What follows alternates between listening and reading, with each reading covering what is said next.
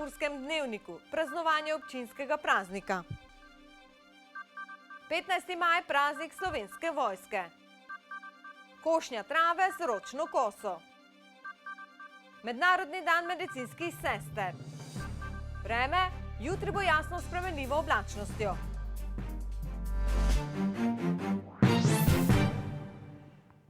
Spoštovane gledalke in cenjeni gledalci, lepo pozdravljeni v Pomurskem dnevniku.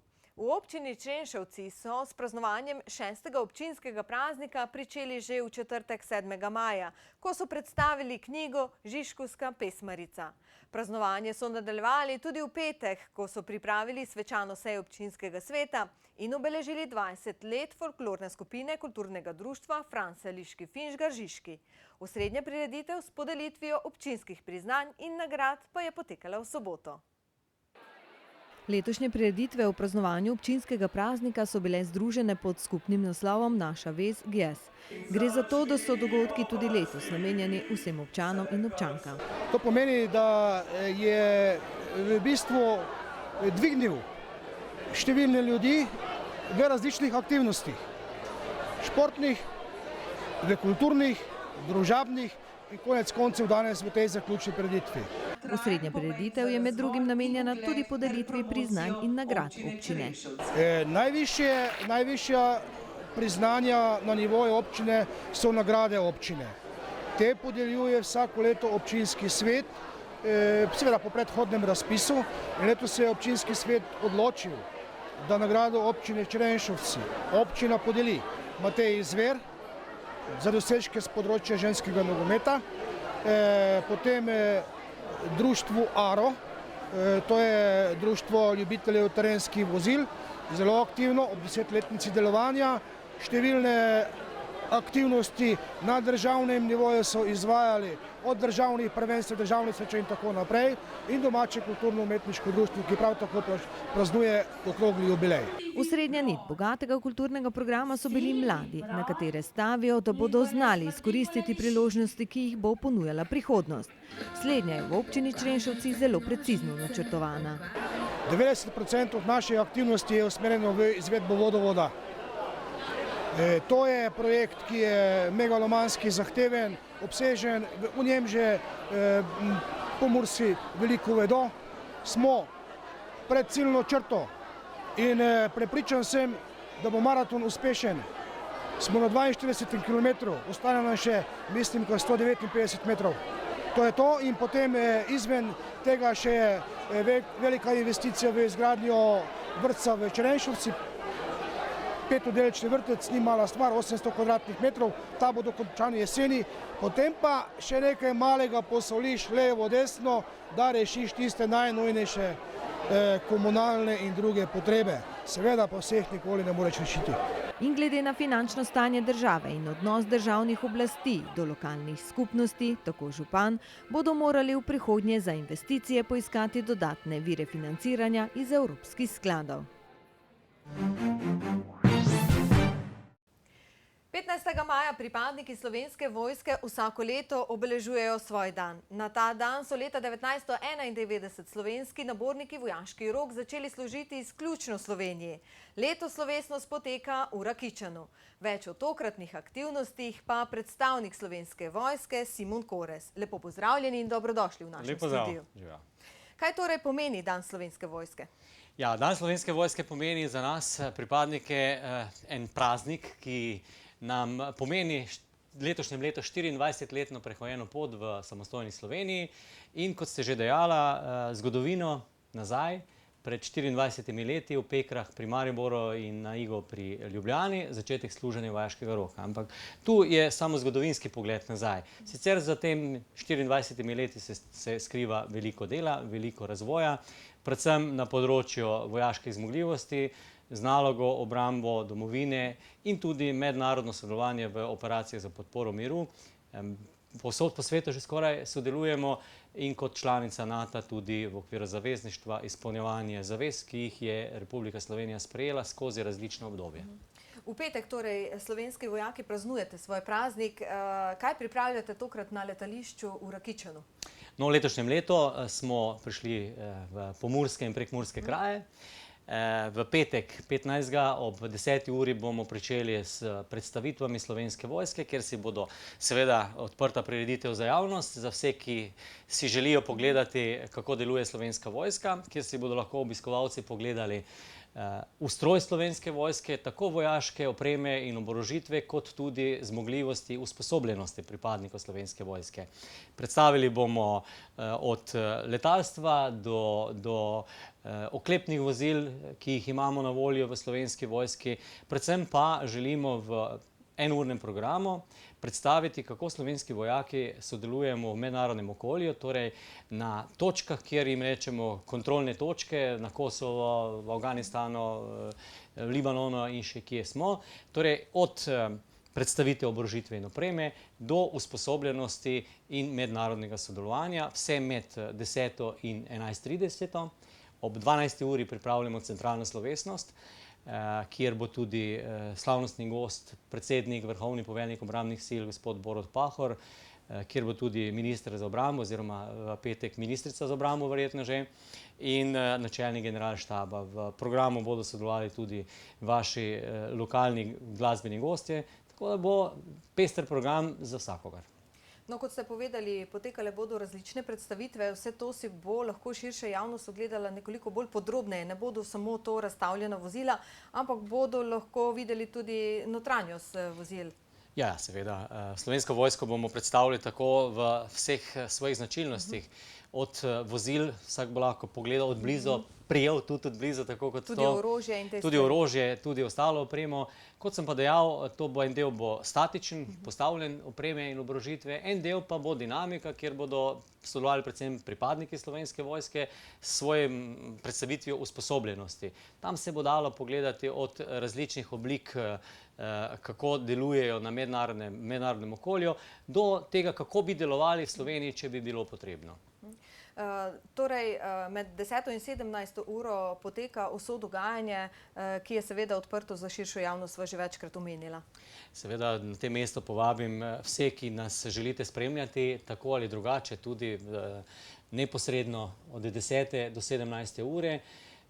Organizirali smo tudi javni prevoz iz parkirišča pred Muro, kjer bo na krožni vožnji avtobusi pripeljali vse, ki bi želeli priti sicer na letališče Rakičan, kajti vemo, da tam je kar ozka cesta in zaradi tega smo organizirali prevoz, ki bo v krožni vožnji popeljal vse, ki bi želeli med 10. in 17. uro. Koliko morda pričakujete ljudi, obiskovalcev?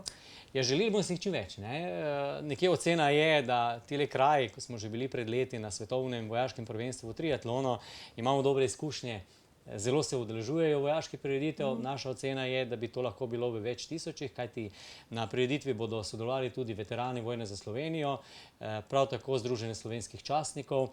Povabili smo domače značilnosti predstavitev domačega kraja, torej tudi domača turistična organizacija se bo predstavila. Torej to bo ena taka odprta prireditev, en taki dan, ki ga želimo preživeti predvsem v povezovanju z lokalnim okoljem, predvsem s predstavitvijo vojske, da se še bolj približamo vojska okolju, z enim osnovnim ciljem, da nas poznajo in da potem tudi želimo mladim prikazati vojaški poklic in povabiti mlade, torej tiste, ki bi želeli svojo kariero poklicno opraviti v Slovenski vojski, da se nam skozi te predstavitve tudi morda približajo in rečejo, ta poklic bi pa bil zame.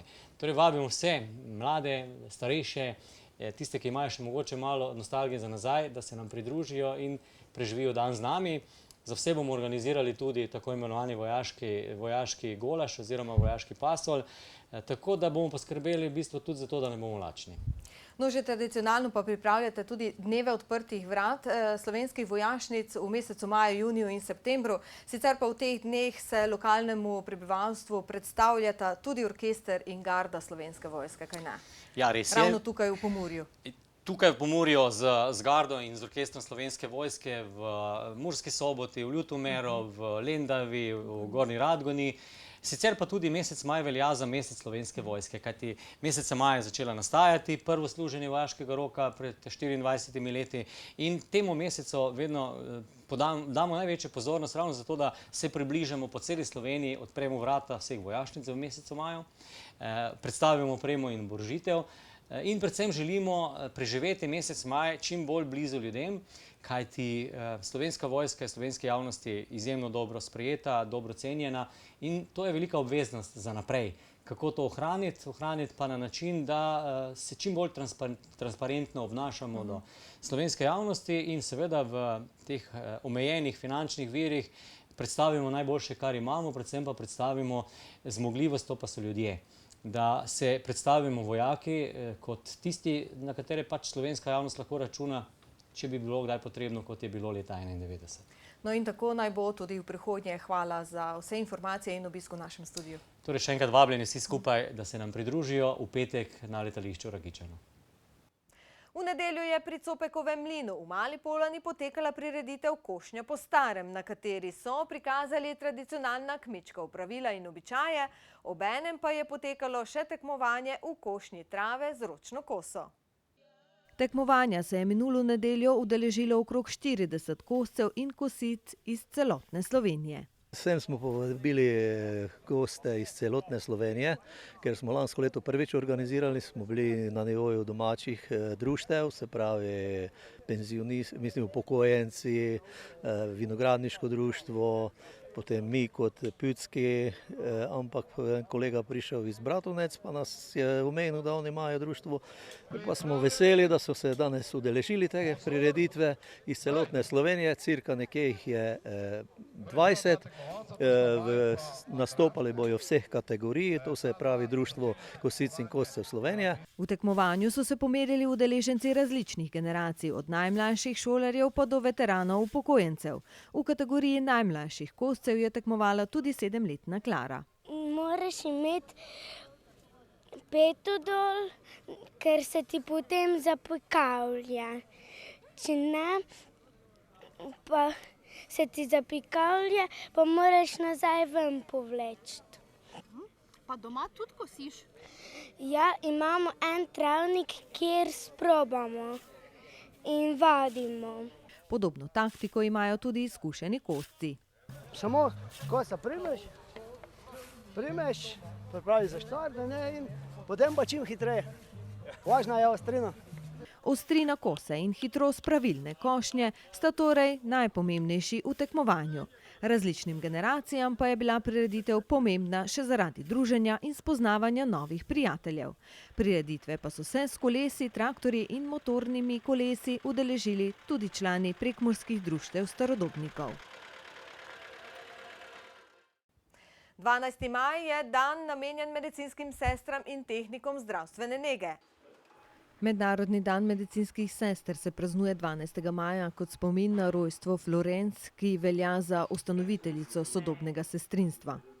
Ob današnjem mednarodnem dnevu v Zbornici zdravstvene in babiške nege opozarjajo na slabšanje razmer v zadnjih letih, ki jih občutijo tako bolniki kot tudi izvajalci zdravstvene nege. Zato pozivajo odločevalce naj pretehtajo njihove pobude in predloge za reševanje zdravstva iz krize. Zdravstveni delavci so izčrpani, pravijo v zbornici. Trenutno po njihovih podatkih primanjkuje okoli 2300 izvajalcev zdravstvene nege, ob tem pa se urniki zaposlenih zaradi preobremenjenosti dostikrat ne izidejo več. Medicinske sestre in zdravstveni tehniki so preobremenjeni v vsej slovenski državi, predvsem na področju hospitalne dejavnosti. Namreč še vedno nimamo sprejetih kadrovskih normativov za področje zdravstvene nege, tako da nekako vsaka bolnišnica kadrovske probleme rešuje na svoj način. Je pa res, da se število bolnikov, ki zahtevajo oziroma ki nekako potrebujejo zahtevnejšo zdravstveno nego, ki so od medicinske sestre odvisni, iz leta v leto narašča, saj imamo vse več kroničnih, starejših bolnikov in zato nekako številka, ki je bila še pred nekaj leti dovolj, zdaj več ne zadostuje. Tako so medicinske sestre res izgorele in vključene v 24-urno delo v bolniku, torej medicinska sestra je 24 ur v bolniku. Nekako potem vpliva tudi že na zdravje, vse več imamo kolegic, ki imajo priznano 3. stopnjo invalidnostne kategorije, one se potem ne morejo več vključiti v 24-urno delo, se pravi, da so kolegice, ki ostanejo, namesto njih potem še bolj obremenjene.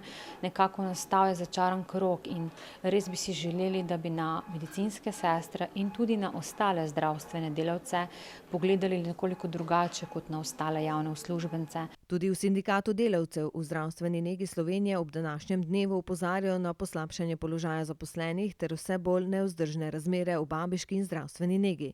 Zaradi tega se v sindikatu že pojavljajo resna razmišljanja o pripravi in izvedbi sindikalnih aktivnosti. Če do junija ne bo dogovora glede standardov in normativov v zdravstveni in babiški negi, bodo v sindikatu začeli priprave na stavko, so zapisali v sporočilu za javnost. Ta konec tedna je v Bakovci potekal 10. balonarski festival, ki ga je organiziral Balonarski klub Bakovci.